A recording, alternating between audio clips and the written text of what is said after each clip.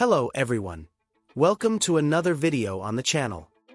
This is a video about the 2012-13 Nuggets team, a team that won 57 games with no All-Stars on their roster. If you enjoy the video, leave a like and subscribe to the channel. This helps me out a lot. Also, if you have anything to say about the video, like suggestions or criticisms, please leave a comment.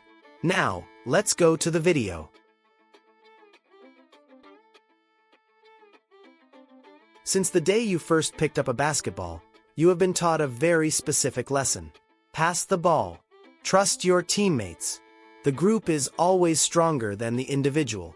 We love the romantic idea of team basketball. We want to believe that 5 unselfish guys working together can overcome any obstacle. But the reality of the NBA is entirely different. The NBA does not reward sharing. It rewards monarchy.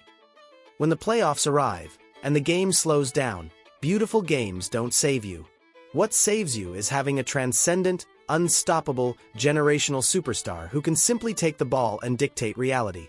If you look at the history of basketball, you will find that a team without an all-star never won the NBA, except for 1950 and 1999, when there was literally no all-star selection. The idea that you can't win without a star is almost an unwritten law of the league. But in 2012, one franchise openly mocked that law. They looked at a league dominated by LeBron James, Kobe Bryant, and Kevin Durant and chose a different path. They built a roster with 0 superstars, 0 ego, and a chaotic, relentless system designed to run their opponents until their lungs burned. They became the deepest, fastest, and most electrifying team in the world. They won 57 games and broke franchise records. They were 38-3 at home. But this isn't a story about how team basketball conquered the world. This is a story about the ultimate basketball experiment. It is about what happens when an unstoppable system collides with the brutal, superstar-driven reality of the NBA playoffs, and how the 2012 and 13 Denver Nuggets got forgotten from existence.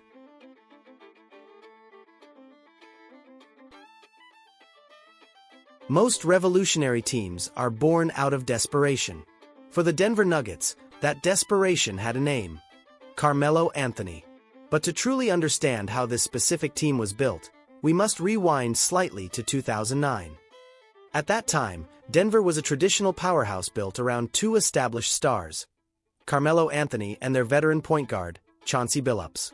Led by them, they reached the Western Conference Finals and lost to the Lakers in 6. But quietly, behind the scenes, the front office was already planting the seeds for a different future.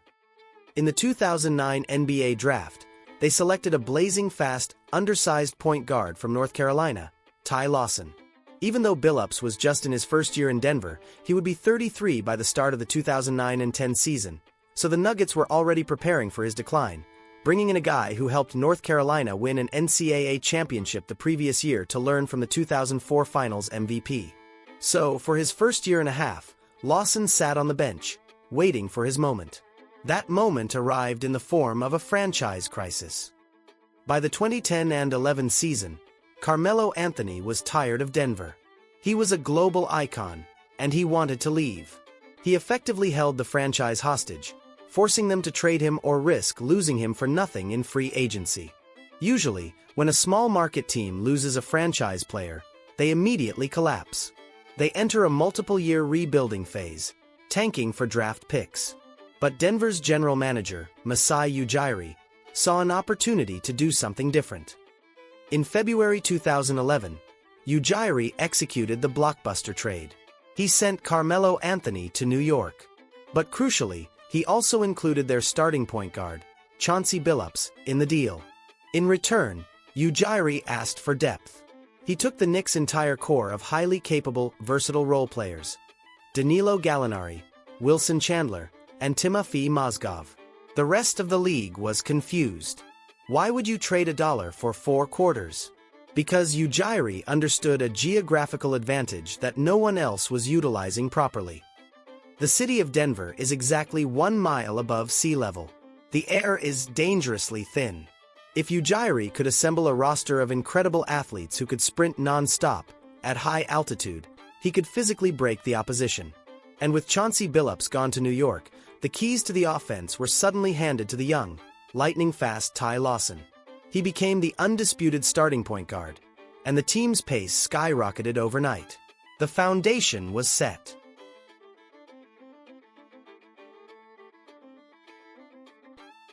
Over the next year and a half, Ujiri systematically purged the older, slower players from the Carmelo era and replaced them with specialized weapons designed for one thing: speed. In the 2011 NBA draft, they selected Kenneth Faried, a power forward who had no polished post moves but had an endless, terrifying motor. He became known as the Manimal because he simply outran and outrebounded every traditional big man in the league. Then, Ujiri focused on the bench. He traded away Raymond Felton to bring back a familiar face: the brilliant veteran Andre Miller, an excellent backup point guard who brings incredible availability, passing, and scoring, missing only 6 career games, while delivering double-digit points and 5 or more assists across all his 12 years as a pro. But who was going to catch those passes? In March 2012, Ujiri traded away their reliable, traditional center, Nene, to the Washington Wizards. In return, they received JaVale McGee, a chaotic, hyper-athletic 7-footer who could run the floor like a guard and jump out of the gym. Finally, in the summer of 2012, Ujiri found the missing piece. He capitalized on the biggest trade of that season, the massive 4-team trade that sent Dwight Howard to the Lakers. Ujiri quietly shipped out dependable veterans Aaron Aflalo and Al Harrington to get Andre Iguodala from the 76ers. Iguodala was the ultimate glue guy. He was an elite, lockdown perimeter defender and a good playmaker and rebounder who needed no plays called for him to completely dominate a game. The master plan was fully realized. They had successfully replaced one superstar with multiple starting caliber athletes. Now, they just needed someone crazy enough to unleash them.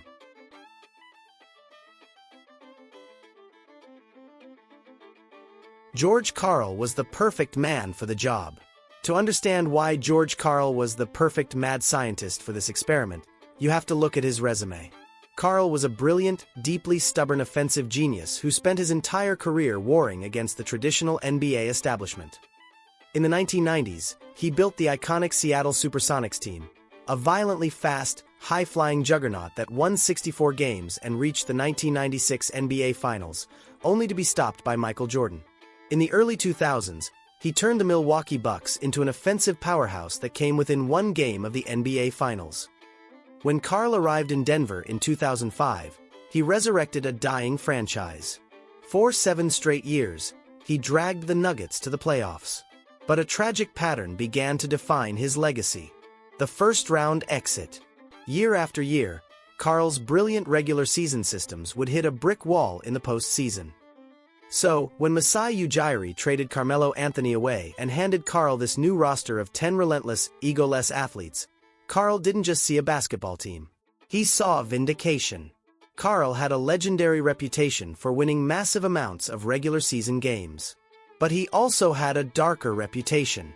He despised catering to superstar egos.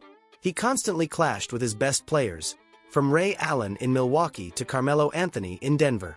He hated the slow, selfish, isolation basketball that they demanded. And now, he finally had a team without a demanding superstar. A team that would play the game exactly the way he believed it should be played. He wanted to prove to the entire league that his system was bigger than one player. Karl instituted a mandatory track meet philosophy. The second the Nuggets grabbed a defensive rebound, all 5 players were instructed to sprint. It was a relentless, 48-minute fast break. Given that, the 2012 to 2013 regular season became a bloodbath. Ty Lawson was a blur, constantly driving into the paint, collapsing the defense, and kicking the ball out to shooters like Gallinari and Chandler. Kenneth Faried lived above the rim. Andre Iguodala suffocated the opposing team's best scorer every single night. But the true psychological torture happened when the opposing team was finally exhausted. Imagine chasing Ty Lawson and Kenneth Faried in thin air for 12 minutes. Your lungs are burning. You look at your coach, begging for a timeout. And when the timeout is finally called, George Karl smiles and deploys his second unit. Off the bench come Andre Miller, Corey Brewer, and JaVale McGee. It wasn't a bench, It was a completely fresh starting lineup ready to continue the assault. Corey Brewer would leak out for cherry-picked layups, while Andre Miller threw blind alley-oops to JaVale McGee. The rest of the NBA had no idea how to handle it. Between February and March of 2013, the Nuggets rattled off a staggering 15-game winning streak.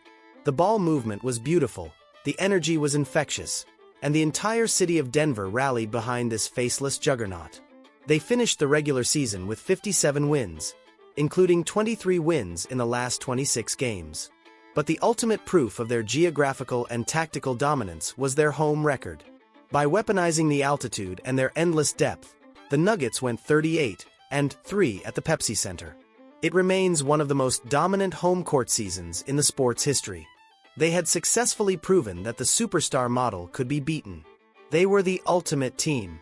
But the regular season is designed to reward depth and consistency. The playoffs, however, are designed to expose your deepest flaws.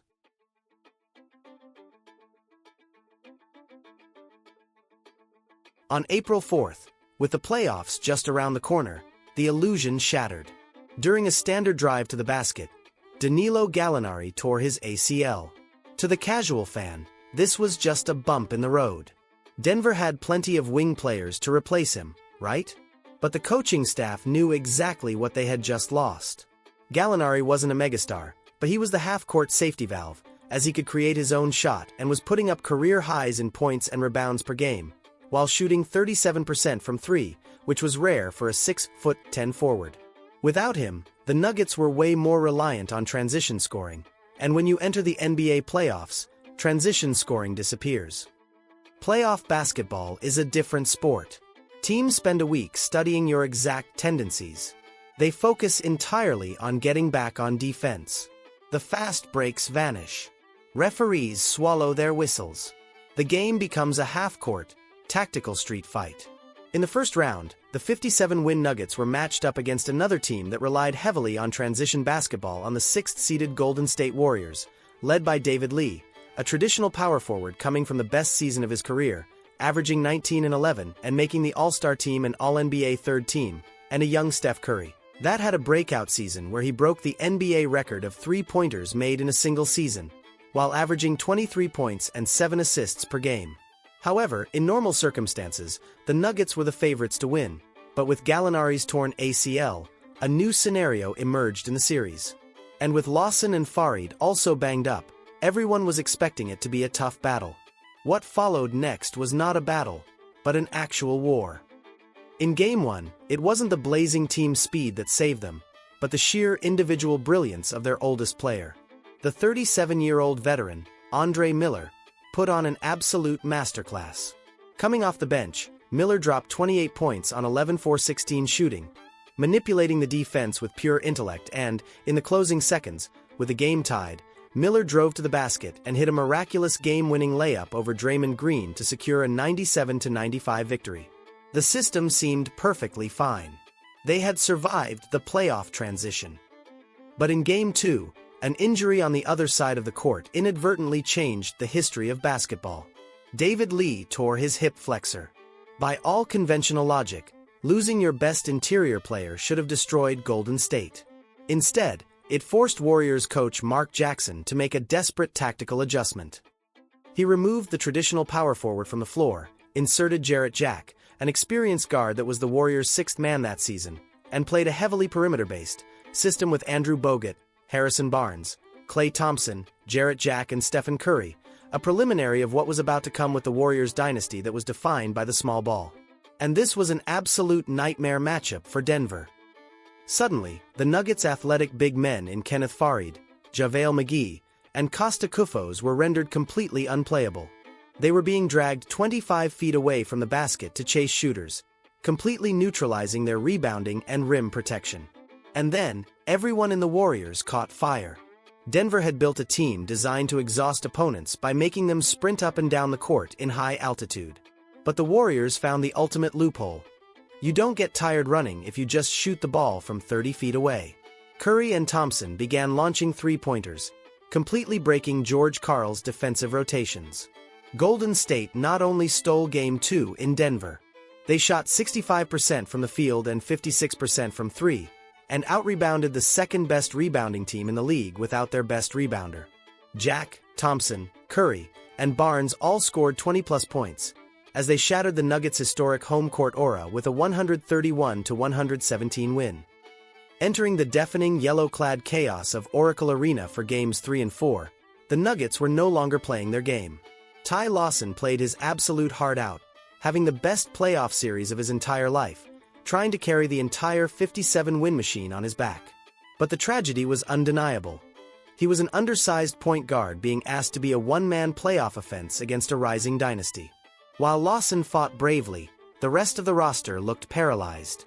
The beautiful, equal opportunity offense that had just won 57 games was entirely gone. Instead, you saw a group of highly talented role players passing the ball around the perimeter, trapped by their own equality, hopelessly searching for a savior. In Game 3, he relentlessly attacked the rim, exploding for 35 points and 10 assists, being the main reason Denver was still in the game.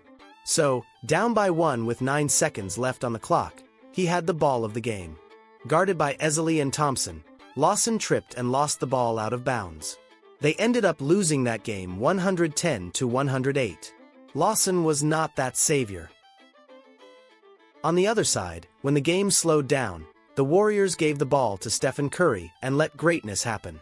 Curry averaged over 24 points and 9 assists per game, officially announcing his arrival to the world as a global superstar in this series. In Game 4, despite playing on a sprained ankle, Curry delivered the ultimate superstar blow. He erupted for 22 points in the third quarter, closing out in the fourth for a 115-101 win.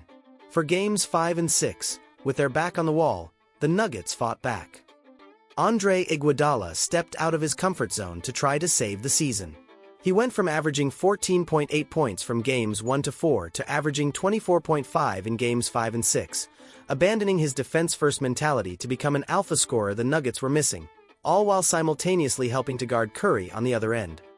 In Game 5, guided by 25 points, 12 rebounds, and 7 assists for Iggy, the Nuggets won 107-100 in their domains and were able to hold Curry to only 15 points on inefficient shooting, so maybe there was a light at the end of the tunnel. For Game 6, facing elimination inside the deafening walls of Oracle Arena, the Nuggets made their final, desperate stand. They fought with the frantic energy of a team watching its entire identity slip away, but they ran into a completely unexpected physical wall. It wasn't just Stephen Curry's shooting that broke them that night. It was the sheer dominance of Warriors center Andrew Bogut. Bogut completely suffocated the Nuggets' interior, pulling down an absurd 21 rebounds and blocking 4 shots. Every time Denver tried to attack the rim, the very foundation of their high-speed offense, they were violently rejected. The paint, which Denver had owned all season, became a graveyard for their playoff hopes. And during the fourth quarter, as Denver trailed 80-62, their fate seemed sealed. However, they were a 57-win team for a reason. Denver launched a miraculous, desperate run, clawing all the way back to cut the deficit to a single point in the final minutes. Andre Iguodala poured in 24 points, and Ty Lawson battled through pure exhaustion, proving the undeniable heart of this roster. But it was the ultimate tragedy of the near miss. In the closing seconds, lacking that singular cold-blooded superstar to hit the final dagger shot, their comeback fell short. When the final buzzer sounded on a 92-88 Warriors victory, the beautiful experiment was officially over. The individual performances from Lawson, Miller, and Iguodala were heroic, but they weren't enough. The beautiful, unselfish system that won 57 games and went 38-3 at home had become a prison. The experiment had failed.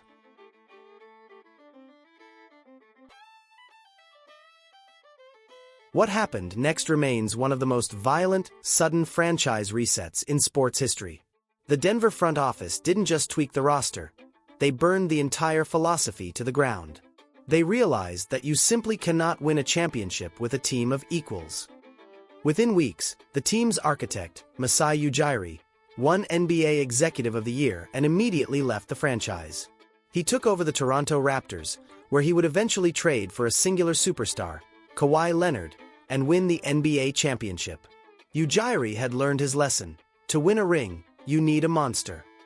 George Karl won NBA Coach of the Year for his brilliant 57-win season. Less than a month later, the Nuggets fired him. He would never coach a winning team again, effectively marking the end of a legendary coach. Andre Iguodala, the glue that held their defense together, opted out of his contract. He walked directly over to the team that had just eliminated them, signing with the Golden State Warriors. Alongside Draymond Green, he would become the defensive backbone of their dynasty, winning 4 championships and a Finals MVP. At the end of April, they were a 57-win team. At the end of July, they lost their coach, their GM, and the backbone of their team. For the players who stayed behind, the aftermath was incredibly tragic. Ty Lawson, the blazing fast engine of the 57-win machine, tried to carry the broken franchise on his back. But the weight of the collapsed system, combined with severe off-court struggles and personal demons, broke him. Within a few years, after multiple arrests, Lawson was traded away for a heavily protected draft pick, and his NBA career rapidly vanished, playing his last game at just 29. Kenneth Faried, the Manimal, suffered a different kind of tragedy. The very team that eliminated Denver changed the entire geometry of the NBA. They ushered in an era of three-point shooting and small ball that made high-energy, non-shooting big men completely obsolete. Faried went from being the terrifying future of the league to a tactical dinosaur almost overnight, eventually fading out of the NBA entirely. Danilo Gallinari recovered from his torn ACL and had a long, respectable career, but he never became the superstar Denver needed him to be. JaVale McGee bounced around the league as a comedic punchline before ironically finding salvation as a backup center for the Warriors and Lakers. The 2013 Denver Nuggets are a fascinating paradox. They were incredibly fun, deeply flawed, and fundamentally doomed.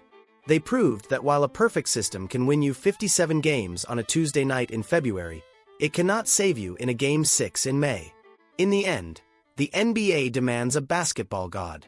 For the next half-decade, Denver wandered the desert. They missed the playoffs, fired more coaches, and searched desperately for an identity. But sports have a strange sense of humor.